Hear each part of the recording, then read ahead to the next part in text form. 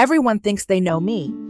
The railroad, the midnight escapes, the pistol, the prayers. But let's get one thing straight. This wasn't some folklore fairy tale. I wasn't a myth. I was a woman with no chill, no fear, and no patience for injustice.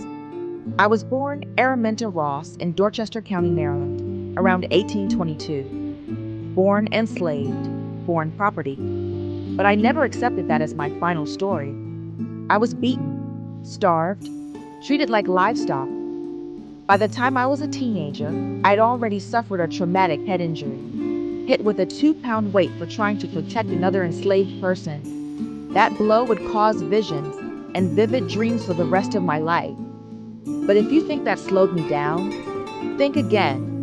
In 1849, I ran. I didn't wait for permission. I didn't ask for help.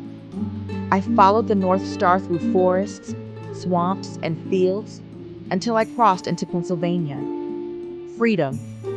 But I didn't celebrate. Because freedom wasn't freedom if I was the only one who had it. So I went back. Not once, not twice, but at least 13 times. I led my brothers, sisters, nieces, nephews, neighbors, and even strangers out of bondage. More than 70 people, all while dodging slave catchers, dogs, and a bounty worth $40,000 on my head. That's over $1 million in today's money. I should have been hiding. Instead, I was kicking in doors.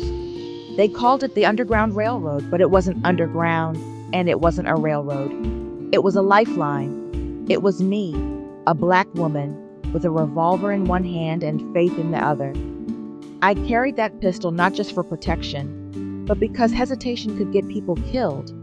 If someone wanted to turn back, I had to be ready to keep them moving. You'll be free or die, I said, and I meant it.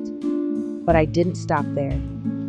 During the Civil War, I worked as a nurse, a cook, a scout, and yes, a spy.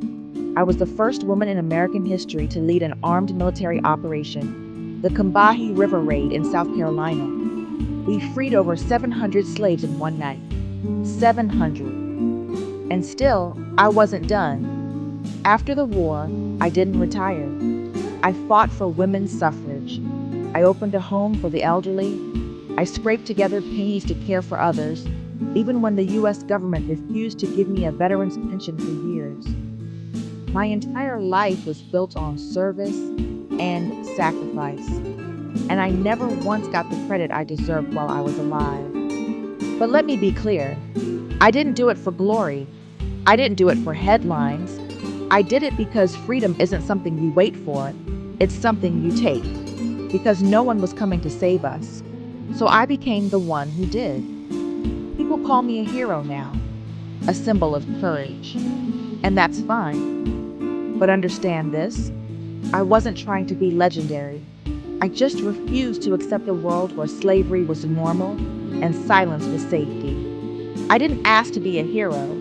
I just did what had to be done. And if that makes people uncomfortable, good.